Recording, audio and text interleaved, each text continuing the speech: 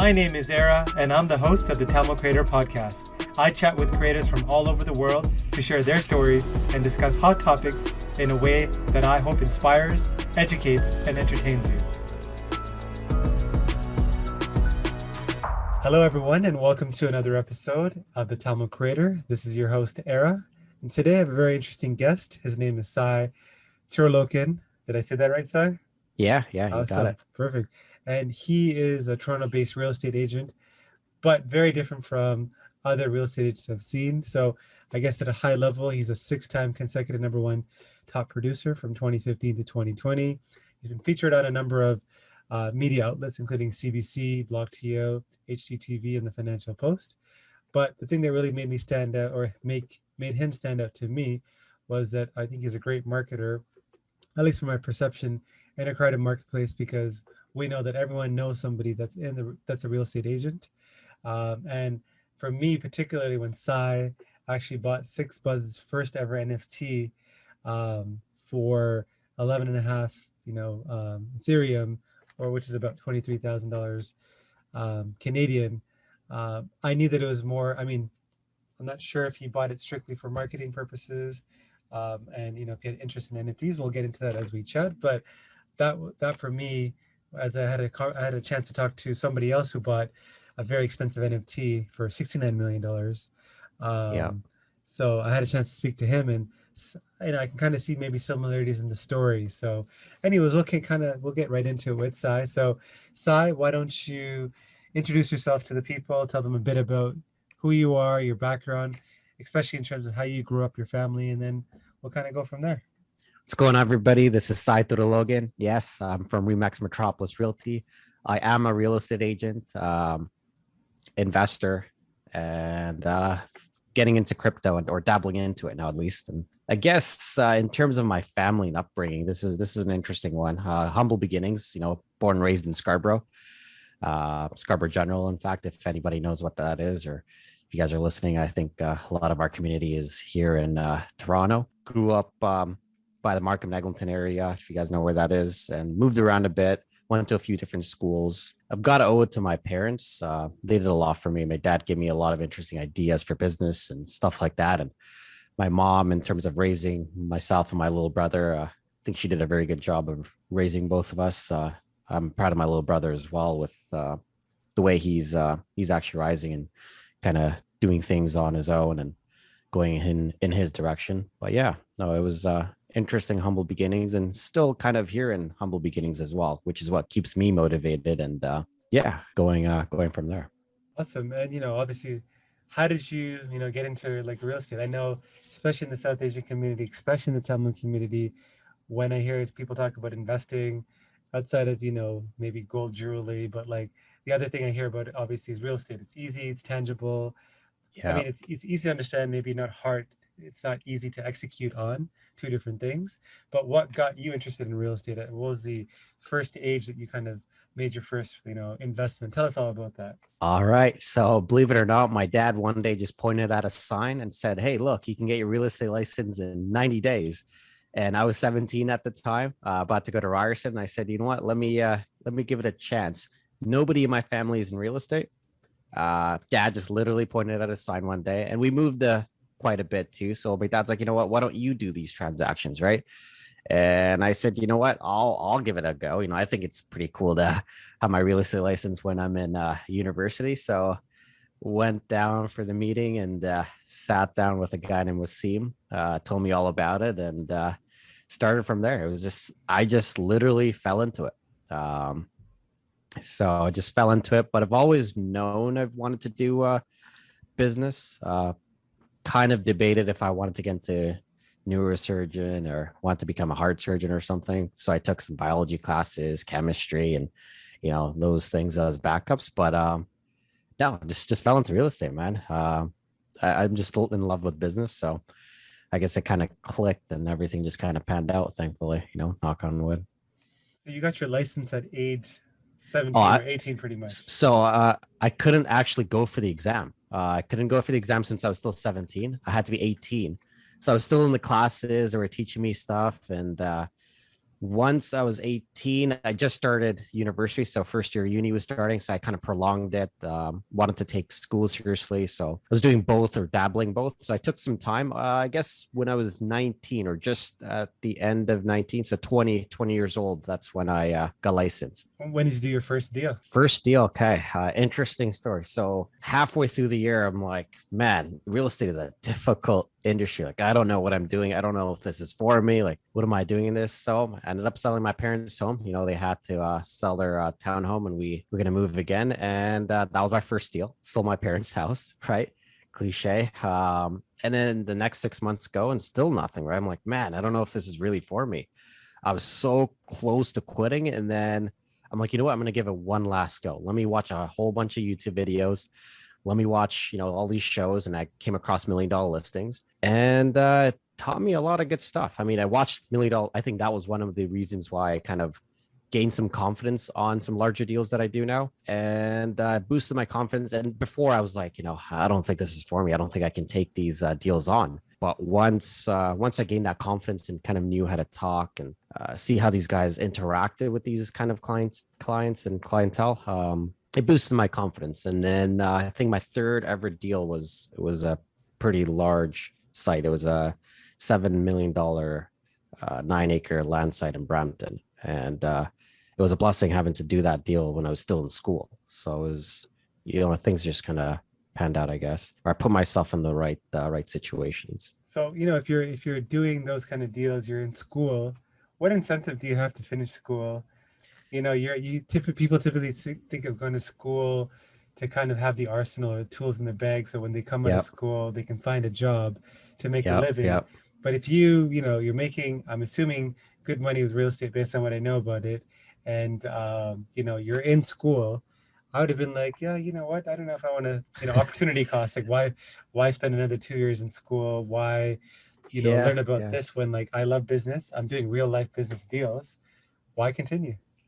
Well, I was actually close to dropping out at one point, but I say, you know what? I've got to just stay committed. Once I commit to something, I've got to do it. I don't want to be that guy that's like, oh, I'm a dropout and, I'm successful because I dropped out. It's like, no, I want to stay committed. And I learned a lot from school too. I met a whole bunch of interesting people, networked.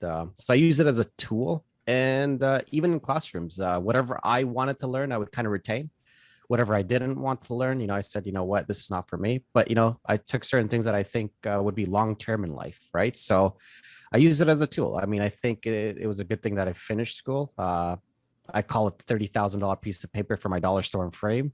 But yeah, no, I know it's for my mom too, just to kind of for her peace of mind, just to know that, I finished something, and even for my peace of mind, right? Just in case anything goes wrong, I can still open some doors up. And it's good to be educated than be the kid that's, oh, I'm a dropout. So, that sounds a lot better when you have some sort of degree. And yeah, even in school, I was doing a whole bunch of different stuff. I had a little necklace business that kind of popped off. That was my first job. And then I was into credit card sales, which taught me a lot. And then, yeah, real estate, which is something I just fell into and kind of opened a lot of doors for me. How did you learn sales? So like I'm in the startup game. I never really thought of myself as a salesperson, but I kind of fell into it because you kind of have to. You're always selling Yeah. something. Yeah. And I always thought of it. I mean, sales is still hard, but I just never thought I could do it. I'm more introverted than extroverted. I always had Yeah. these Yeah. certain Me too, actually. perceptions. I always had these certain perceptions of what a successful salesperson looked like. But I find Yeah. personally that good sales is really more about listening and solving a problem. By listening, you can kind of figure out what somebody's problem is. So in real estate, for example, it could be you might hear certain clues might tell you that, hey, somebody wants a longer closing, they might want a bigger deposit, like certain like words might trigger certain solutions for the client. Yeah. So tell Yeah. me, I guess, how you learn to become like a better salesperson and kind of go from there. Yeah. Even that, I guess, I'm also a naturally born introvert, I think, in an extrovert society. And, it may not come off as that, but it just, I guess over time, you just kind of, adapt or ditto in certain situations. So I mean, I was a pretty quiet kid in high school, very quiet and stuff. And then I got into this one little necklace business. I just literally met people from Facebook Marketplace. That's where I was posting my ads, and Kijiji. And then I got into eBay and e-commerce at that time. So it was pretty interesting. And I met some, random strangers on the way to school. I went to Ryerson. So I was taking the TTC from, Scarborough Town Center all the way down to Ryerson. So meeting literally people at every bus station selling necklaces. It was hilarious. The garbage bag full of necklaces. But and then I got into this one marketing firm. Wait, what kind of necklaces are you selling? If you've ever heard of Goodwoods or like those wooden necklaces, Okay, got it. used to be called solid, yeah, like Jesus pieces, Om sign, like the Weekend XO necklaces, OVO owl necklaces. I had some guys want custom stuff. It was pretty neat. Like I'm like I couldn't believe people were wearing this stuff, and my mom's like, seriously, like people are wearing this stuff. But hey, people are buying it. So Wait, Sai, how old are you now? I'm 27. Oh wow, okay. So 27. I guess yeah. your school hasn't been that long, so maybe 3-4 years. Yeah, I graduated about 3 years ago. Yeah, 2017 actually. Yeah, I stayed back 2 years to get stuff done. I was moving around from programs, but yeah, I mean, I fell into sales. I went to this marketing firm because there was one summer where I'm like, man, I need to get a real job. I literally threw my resume everywhere, trying to get some sort of job, sent it to retailers, restaurants, like everything. And some marketing firm calls me back and like, oh, we'd like to interview you. And it was pretty exciting. Little did I know, marketing firms hire everybody. Right. And they try to, they taught me some, I'm like, they brought me for the second interview. They took us to the field. I'm like, you know what, let me just give this a go. Might as well try it. There's credit card sales. So it was for BMO. We were at Shell locations, colleges selling SBC cards, Sobeys selling their grocery credit cards. And my first day was crazy. Like I didn't know how to talk to people. It's just, I'm trying to go approach these people. I'm just nervous as fuck, right? Like I don't know what to do. And I'm like, and I'm just watching this guy who's mentoring me do these sales. And I'm like, let me just pick up the pace. And on my first day, I sold 12 credit cards, which was pretty good. And the most I did in a day was like 60. So I did it for about a year and a half, which is crazy. It was good money. Wait, I want to know, how did you convince somebody? What are some of the things that you did to convince somebody? Because I've been approached by people like that in the grocery store, and typically I either have the credit card already or I don't want to talk to them. So what was your schnick or like whatever, like your technique to get people to pay attention? Just literally getting to know them, just starting off with, hey, how's your day going? And obviously nobody wants to talk to you. Are you enjoying this crazy cold weather today? Or are you enjoying the weather, like the warm weather or whatever? And then they'd be like, no, or yes. And I'd be like, yeah, me too. I'm here. I'm out here all day. And then just kind of starting off with those little lines, and then just going into it and, offering them, like sales isn't about selling them on something. Like you're a good sales guy as long as that's what they need, right? You're trying to benefit someone. You're not in sales, if you want to sell a pen, you're not selling a pen because you're, if it's not for you, the pen is not for you, then it's not for you, right? Maybe we got to find you another pen. So it's just finding out what works for them and getting them the right card and showing them the benefits, and they see the benefits and they sign up, right? A lot of the times they're just automatic no's. I don't want to talk to you. It's like, no. So it's just, you've got to work your way in and then show them why it's a good thing. And man, we were crushing it. On average, I would be doing like 16 to 20 sales a day. And a lot of new guys that used to come out, they barely could even do 1 to 3 a day. So it's just something you just learn and adapt to over time, I guess. You kind of learn the art from seeing other good guys doing it too. Same thing with real estate. Yeah. This episode is sponsored by nobody. That's right, nobody. So if you could be kind enough to hit that subscribe button, that would mean a lot to me. I love that. The only reason I'm kind of picking on this is one of the things I'm learning is I have kids now and they're like super young, but one of the things I want to kind of get them into is when they're older is some kind of sales job. I feel like sales jobs, like I did inside sales, I did like outside sales. I hated it at the time, but looking back, I was like, oh, it teaches you discipline. Like it kind of develops calluses to the word no, and like teaches you a lot, man. It makes you a stronger person, right? And you kind of keep what you hunt, right? So like it kind of teaches you there's no upper limit to your earnings as well. Yeah, and it just makes you a stronger person. And I feel like any kid's first job, sales would be amazing. I mean, and I think I got that blessing too. It was just like, it's a journey, you know, you go through a journey. I feel like everything's meant to be too. So I kind of fell into it, and it was good. You know, it was good. I know before we kind of get into the NFT side, like, Yeah. you're a real estate agent, you probably kind of heard it all, but like, there is that joke that everyone knows everyone, like at least one person. Yeah. There's like one Yeah. degree of separation between you and a real estate agent. So what are some of the, common misconceptions you hear about real estate agents, and like, how do you make yourself stand out in that crowded space? I think 80% of agents out there are fucking idiots, literally dumbasses running around. But one thing our broker of record or broker kind of taught us was you're in it for the long term. Okay, just be in it for the long term. And like I told you earlier, you're selling someone that needs something. You don't just sell someone because you're in it for the sale. You know, it's long term, just building that relationship and just being genuine about it, right? You've got to be sincere. You can't just push someone to, sell something. And a lot of people are just in it for the quick money and all that stuff. A lot of my friends look at, what I do, and like, oh, real estate looks pretty easy. If you can kill it, I can kill it. Like I said, I'm an introvert, right? And then people used to be like, man, this kid just came out of nowhere and he's killing in real estate. Nobody understands the hard work that goes behind. It's not as easy as it looks. Lot of heart, and you've got to be passionate, right? If you don't love it, you're not going to kill it. And a lot of people, I feel like, get into real estate because they love the money, but they're not in it for the passion, and that's the wrong kind of way to do it. Yeah, I mean, what makes you stand out? It's just building those long-term networks, relationships, working your ass off, and just wanting to be the best that there is, learning from the best, obviously trying to top them off, or just being better, right? Just being better, and how I can maximize. Like every time we get a listing or work with a buyer, it's like, how am I going to do the best I ever could? And you're only as good as your last deal. If you're not as good as your last deal, then forget it. And that's why we focus on hitting record prices. A lot of agents are just in it there for, and they don't spend the money either. They won't spend the extra dollar to make sure it's perfect. Like, I'm a perfectionist. For me, if it's not perfect, I think sometimes I stress more than the person who's selling the home, right? So I literally take it to heart and really give it my all, I guess. I give it 110%, not 99, not 100. I go all in, or, go hard, go big, or go home. And then what about I guess before we go into that, in terms of the Toronto real estate market, I'm sure everyone probably ask you all the time, what are your thoughts on kind of the future of the market? Yeah. Things like, COVID has contributed to, people saving more money, wanting to kind of leave the city, getting bigger space, low interest rates, all of that stuff has Yeah. contributed to this boom in the real estate market. So how do you see the market playing out in the future? Do you see any kind of, not recession, but like any kind of pullback, or do you see the market just continue to go, especially since immigration hasn't opened up yet? So yeah, like, what are your thoughts around that? Yeah. So that's a common question. Everybody loves to ask that question. So the question comes down to, but what aspect, right? Are you talking about condos? Are you talking about homes? Are you talking about industrial real estate, commercial real estate?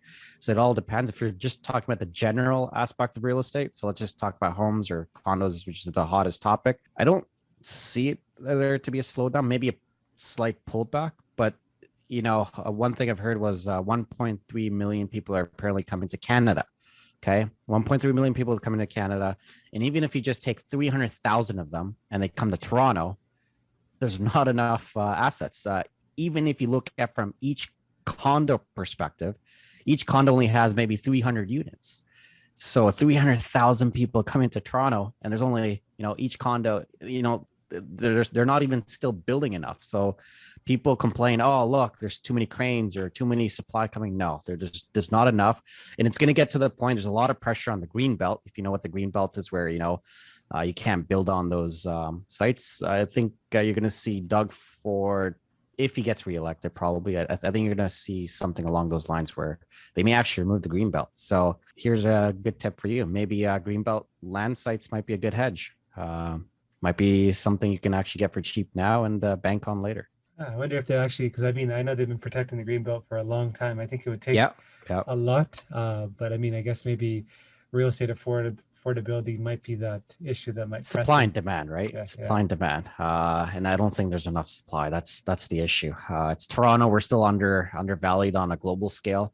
So people still see us as cheap. We're not even at New York rates. We're not at Miami rates. We're not at Hong Kong, Singapore. We're just nowhere near. There's only room for Toronto to grow, and it's a desirable city. So as an investor, how do I'm assuming you invest in the market, and if so, how do you invest? Like, do you just kind of do you prefer like detached, semi-detached versus condos, or mix, or how do you kind of invest? Okay, so this might sound crazy.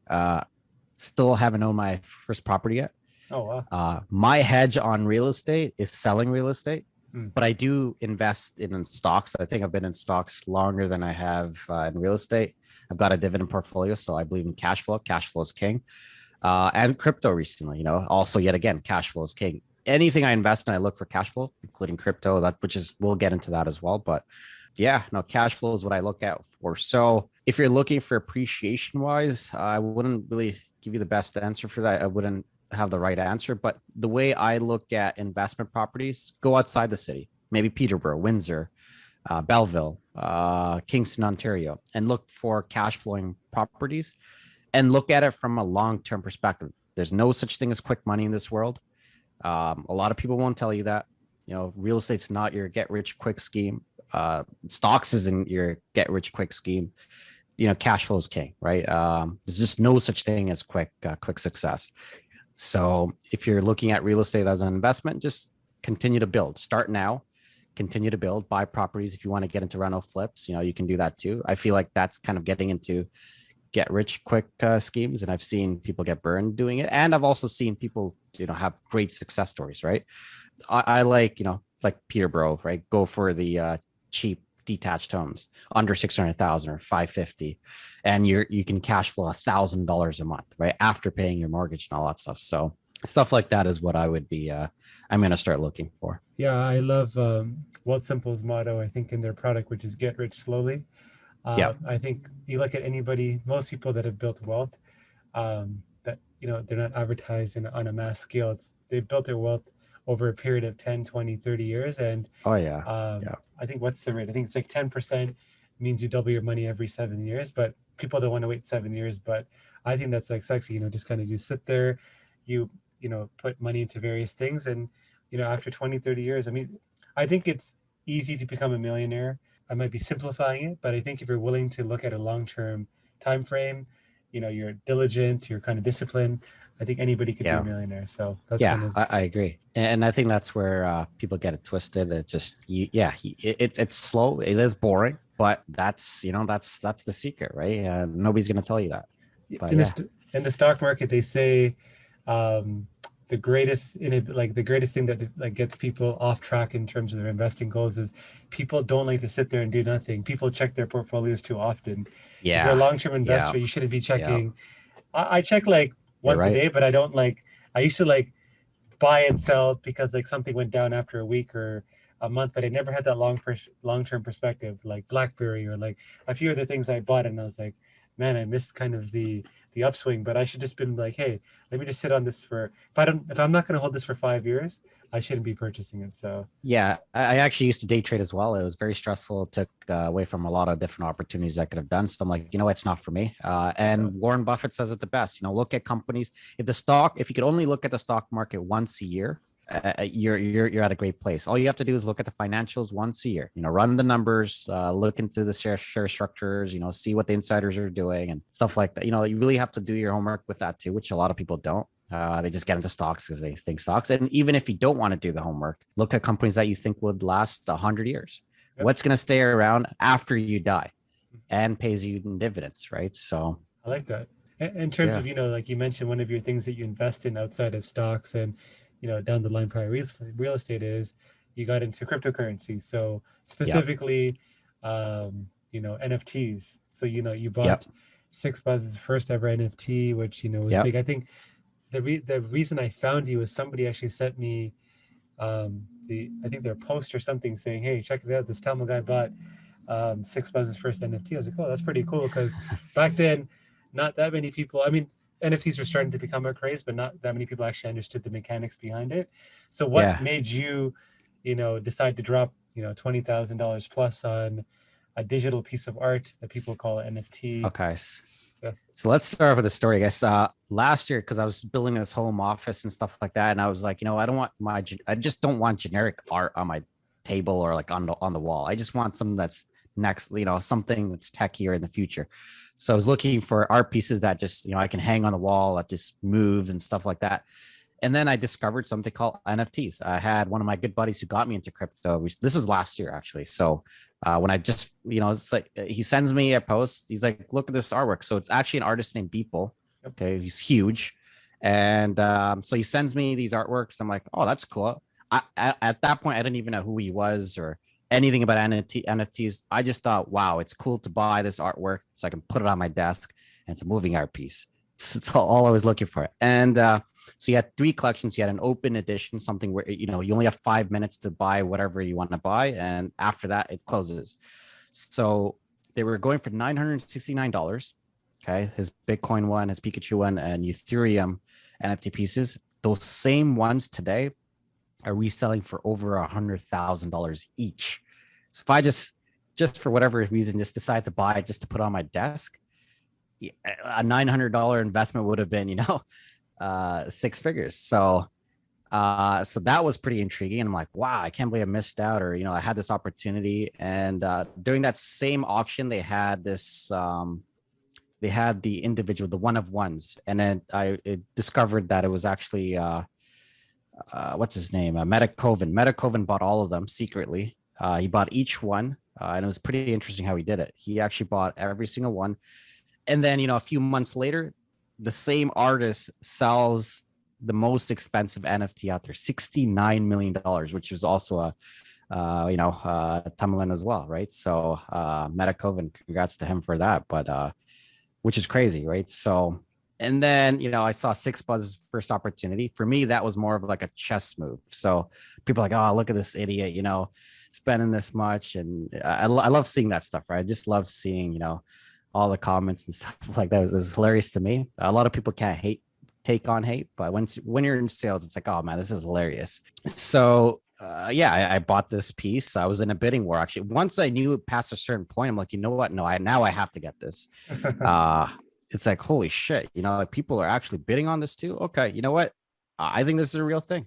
So let me do this. It is a good chess move, and you get publicity out of it. That's not really the main thing either. It's just, yet again, a cool piece for my table. And when people think of NFTs now, I guess they'll also think of me, right? A lot of people still don't understand it. And when it does become the next big thing, or when it becomes more of a mainstream thing, which it already kind of is, but there's a long way to go still. You're going to start seeing, people are going to be like, oh yeah, I remember this one guy who purchased it from 6ixBuzz, or I remember that, so I guess I planted a seed as well. So that's why I call it a chess move. And then their second one sold for a good amount. And the third one, actually by the same artist, actually sold for close to what I purchased my first one for. So take it in. I've got the first ever 6ixBuzz piece, and the third one almost sells for, what I bought mine for, just maybe like $1,000 less. And then the fourth one sells. Now they've got the fifth one coming out soon. So that I thought was pretty cool. And I think I believe in the artist too. The artist is pretty cool. And I think he's got a lot of interesting projects coming out.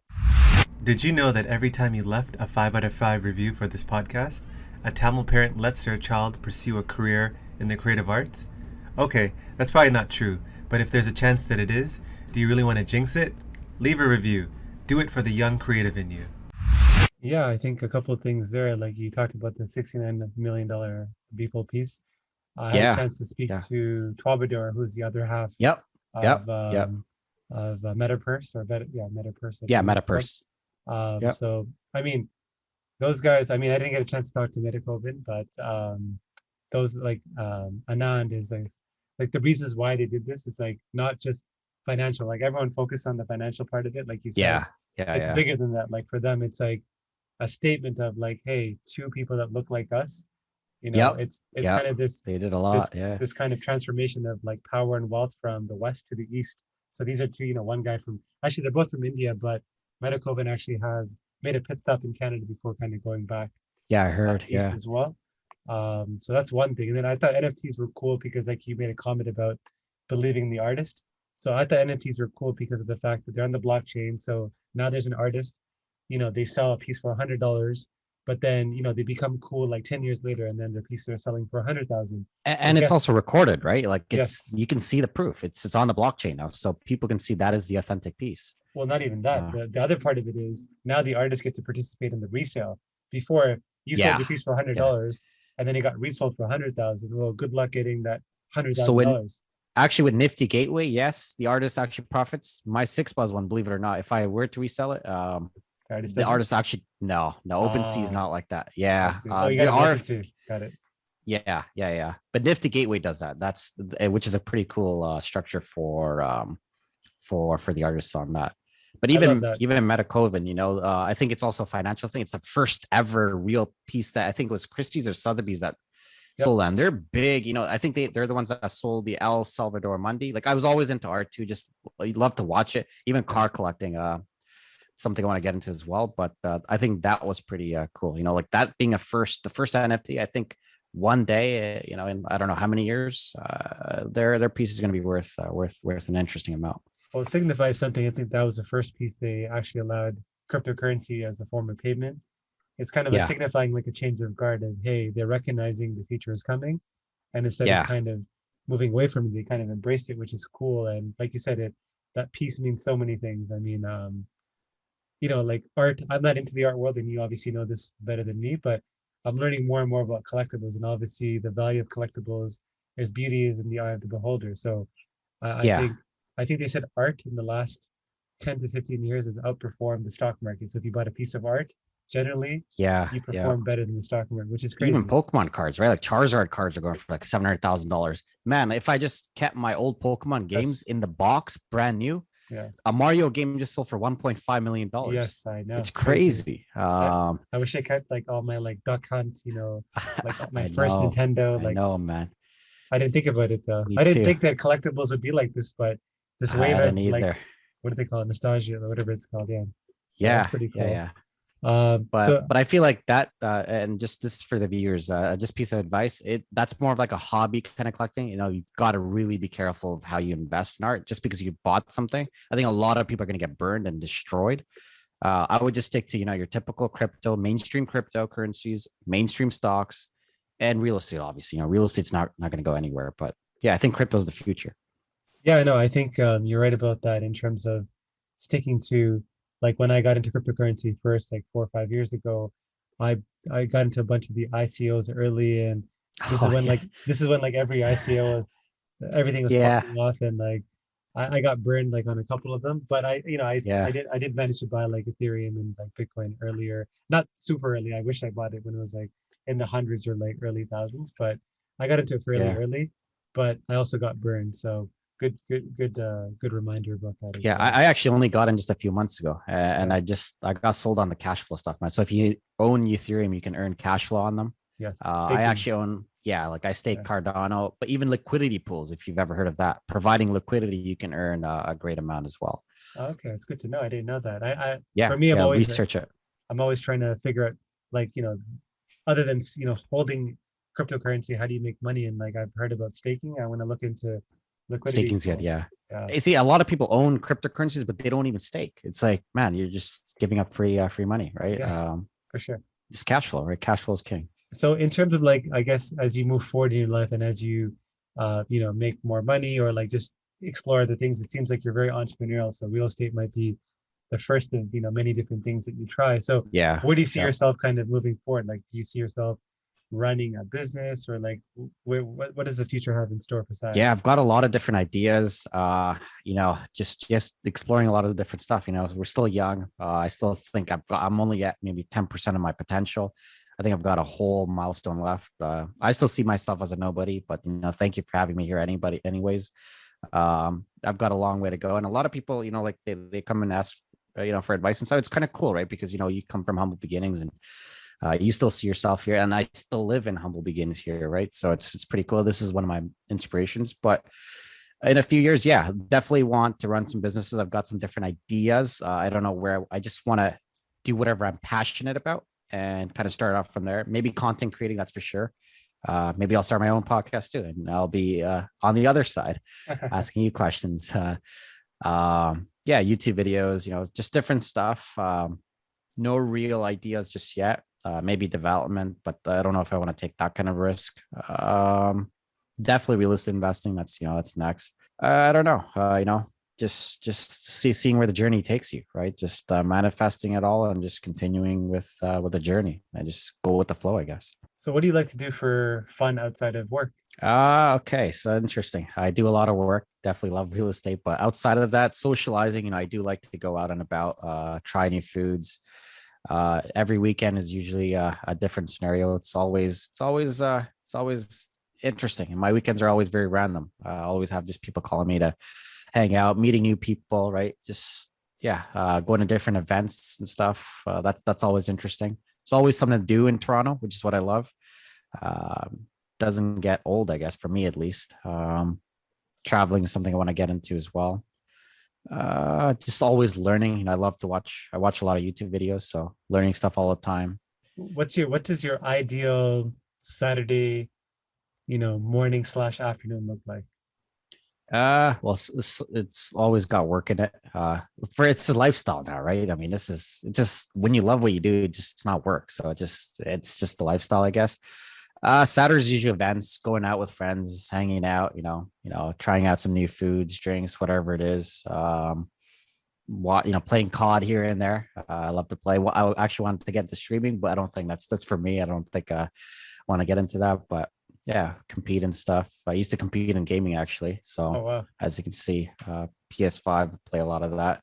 Just different stuff. I don't know. It's always just random and different. So I guess I'm very adventurous and trying different stuff. So that's always just fun to me. What's an insecurity that you have? Believe it or not, maybe before an insecurity was being an introvert. It's like, man, like I'm in this shell. It's like I can't really express myself and stuff. But I think now it's just like once you stop giving a fuck, it was the best thing ever. So once you stop giving a fuck, there is no insecurity at that point, I guess. Yeah, I mean, just I guess I don't really have any insecurities. If I do, I've got to think about it, I guess. But maybe everybody does have something, but it's just I really don't care. I'm pretty nonchalant. You mentioned you like learning as well. So do you prefer books or podcasts to consume content?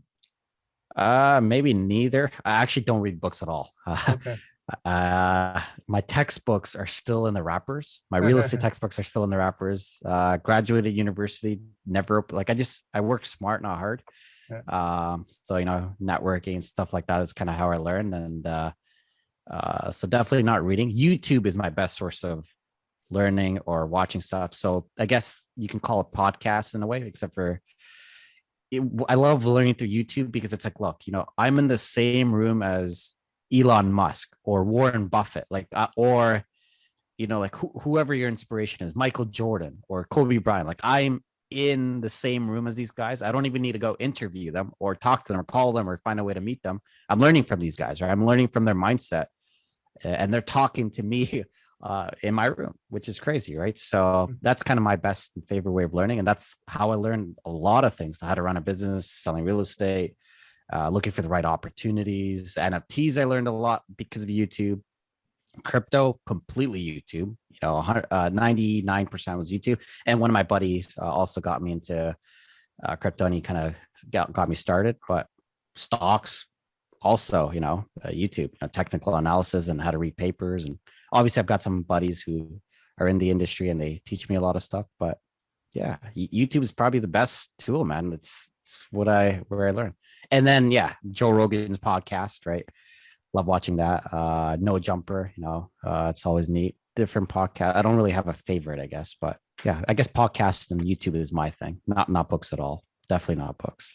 And what's like like a recent maybe belief, behavior, habit that's really improved your life? Okay, so it's always changing, which is a bad thing. I gotta get back on track. When COVID started, it was pretty. Even before I had I had a good routine going and stuff like that. Even during the first few months of COVID, I was pretty on point. So waking up early in the morning, eating a healthy breakfast, a healthy snack, then a healthy lunch, and then getting in with a workout, and just being very disciplined with my time and management. But then, once things opened up and people are asking you to come out and this and that, a lot of distractions. So I need to weed out distractions, kind of learn how to manage my time perfectly, I guess. But, you can never be perfect. And I feel like that's going along with the journey, and that's the flow.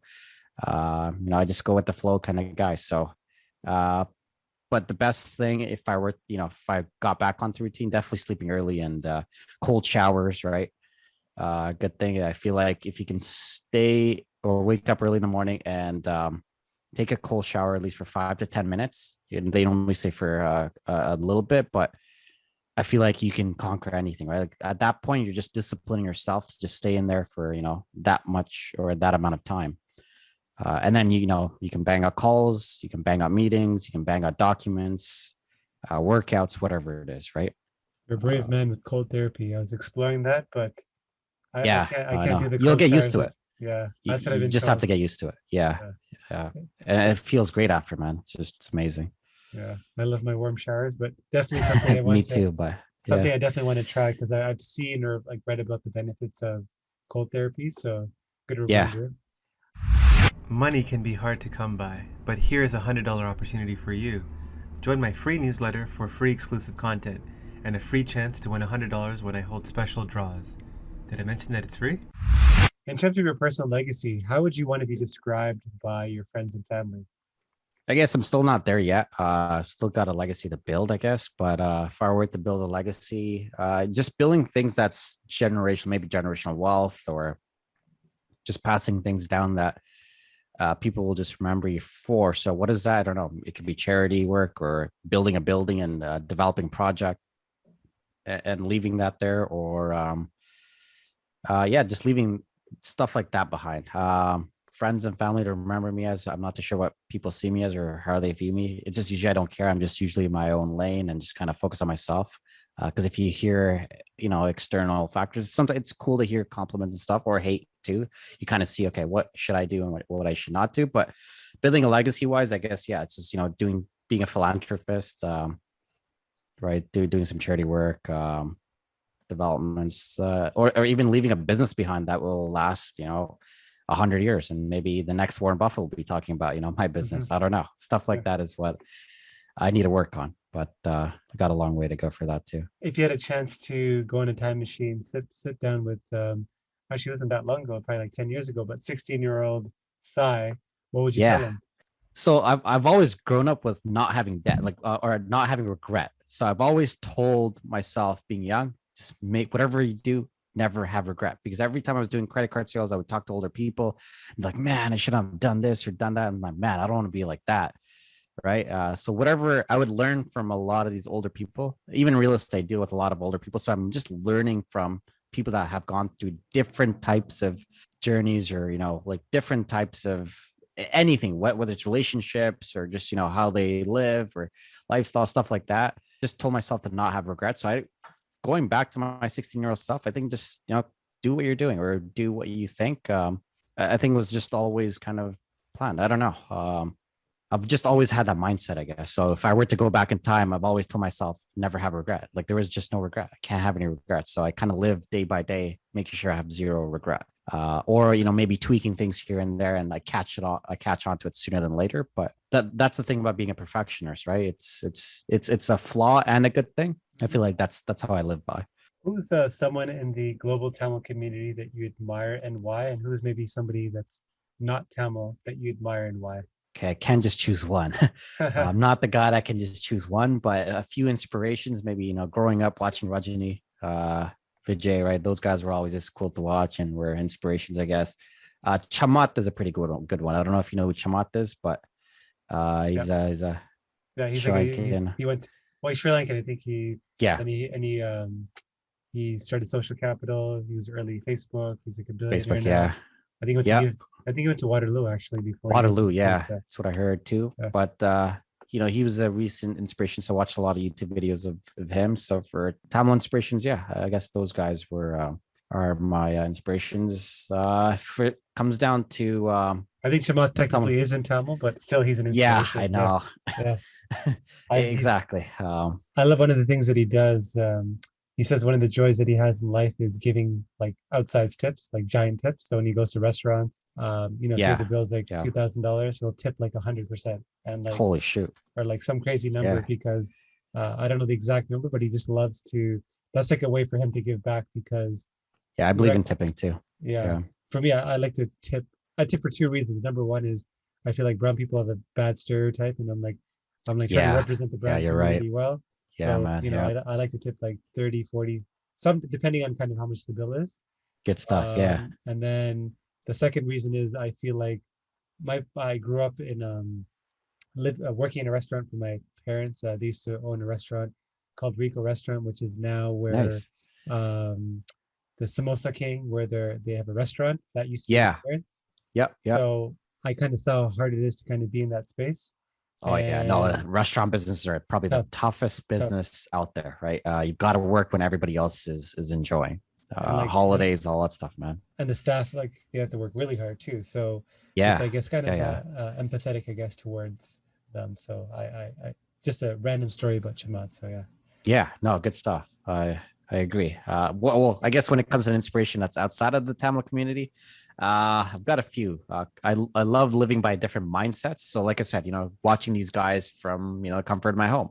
Uh, no individual inspiration, just different kinds of inspirations, whether it's mindset, real estate, or whatever. So, Kobe, Michael Jordan. I love living by their mindset and just their ethics. Warren Buffett. Love his approach and slow style and this is a real estate agent tell you guys too, like if you just even look at the way he invests, it's the same thing, right? Now you're still getting your 7% or 6%, 5%, and you just reinvest it, right? Compound it in. Ryan Serhant, if you know who that is, he's my $1 No. million listings. Oh He's yes. Yes, yes. New York, a real estate agent. Josh Allman, those guys when it comes to real estate, and a few inspirations here in Toronto that I look up to as well. Michael Saylor, Robert Kiyosaki. Michael Saylor is big on Bitcoin. Mm-hmm. Robert Kiyosaki was big on real estate at one point. Now he's huge on crypto. Mark Cuban, Kevin O'Leary, same thing. They're all, have been inspirations since time. I used to watch Shark Tank all the time. When I've got musical inspirations, Weekend Drake, fighters like Tyson, Muhammad Ali. So the list goes on, man. I just can't pick a favorite. Just you learn from all these mindsets, right? Yeah. You learn from the greats, or you call them all the greats. Makes sense. Oh, well, that's a good way to kind of segue into the final part of the podcast, which is a game or a segment that I like to call Creator Confessions. So basically, it's meant to kind of be a speed round. Let's do it. First one, favorite Tamil food. Favorite Tamil food? Rolls, mutton rolls, and kotroti. Something that scares you. Scares me. Going back to the insecurity thing. Not much. Anything that can kill me, I guess. But even then, I don't really. I feel like death is not something I'm also afraid of. So I don't know. I guess pass. I'm gonna have to pass on that one. Favorite show you're watching. Favorite show I'm watching. The last show I watched was $1 million Listings. One was Money Heist is what I watched recently. After that, I haven't really watched anything. And the last what is it? The Last Dance. So Okay. Last Dance was the last show I watched. Favorite Tamil movie. Haven't watched Tamil movies in a while, to be honest. So I guess anything Rajini or Vijay related from back in the days. A place you're itching to travel to after the pandemic is over. Interesting. Don't have a set place I want to travel to. Wherever the next plan takes me, I guess, or wherever my friends want to go and stuff like that. Usually it's very random. Hopefully Europe. Europe is a place I wanted to go visit, like Italy, Rome, Paris, all that stuff. A fellow Tamil creator you want to give a shout out to. Fellow Tamil creator. Era. Tamil creator. I don't know. The pass, I guess. Pass. Favorite childhood memory. Favorite childhood memory. That's a good one. I guess my little brother. When my little brother was born, that was interesting. I've always wanted a brother and stuff like that. So I guess that's my little brother is a blessing too. So that's one of my favorite childhood memories. Pet peeve. Pet peeve. Interesting. Guess I could have a few that I would have to think on. I wouldn't be able to say it on top of my head. Okay. It just depends. Well, okay. Depends. I guess anything cringy, or if someone could be pretty annoying or very cringy, or just pushing you to the, to the limits, or just, maybe I don't know. Okay. That's a good one. Hopefully that answered it. Yeah. A person / celebrity that you look up to.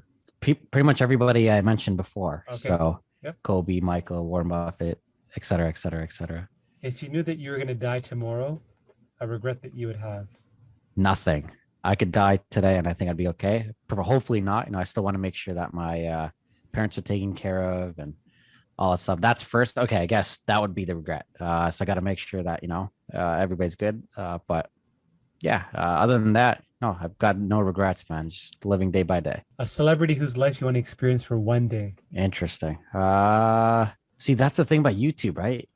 Because you want to experience all these people's mindsets, so you kind of live through it when they, when you listen to their podcast or their interviews or their speeches and videos. So I don't have a particular one for that too. I guess the same. I would go back to the same guys.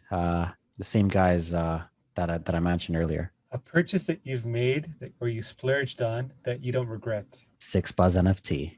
No, I'm just kidding.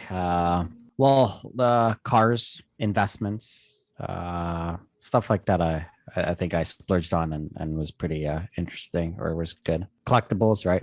Signed basketballs. And finally, a public service announcement that you want to leave our audience with. So it can be just, general advice, specific advice. So what kind of, anything you want to kind of leave with the audience? Yeah, no, just be passionate about what you guys want to do. Nothing is ever easy. Nothing's ever given to you. It's all hard work. So if you don't like hard work, find something that you love. So you will stay, find what you love and just stick to it. And you've got to be consistent. Got to be consistent with it. And if you don't think it's for you, even after being consistent, you think it's boring, it's not for you. So find that and see what that is. Find what that is and stay true to yourself, right? Give back, mentor people. Yeah, help everybody grow. Help everybody around you grow, right? That's the biggest, I think, thing about our community. I feel like our community needs to kind of get together and help each other elevate. Man, like our community has some powerful people, right? And I've talked to some interesting people, and I know you have too. Imagine if we all just came together. I think we could be bigger than Bill Gates. We could be bigger than imagine just having just a few powerful people come together and just, I don't know what that idea is or what it is, but man, we could do a lot of big things, man, instead of eating each other alive and, dragging each other down. I think the goal is to elevate each other. Love it. That's a great way to kind of end up the podcast. From Sai, aka the crypto/NFT buying real estate agent, and I'm sure that moniker will kind of change over time as he evolves. So thank you, Sai, for kind of jumping on and making time to connect. Now, if anybody who's kind of listened to this is, hey, they're inspired by kind of you and they want to connect with you, or they have interests that kind of align with you, what's the best way for them to kind of reach out to you? Instagram for sure. You can find all my contact there. Sai Tiru, SAITIRU.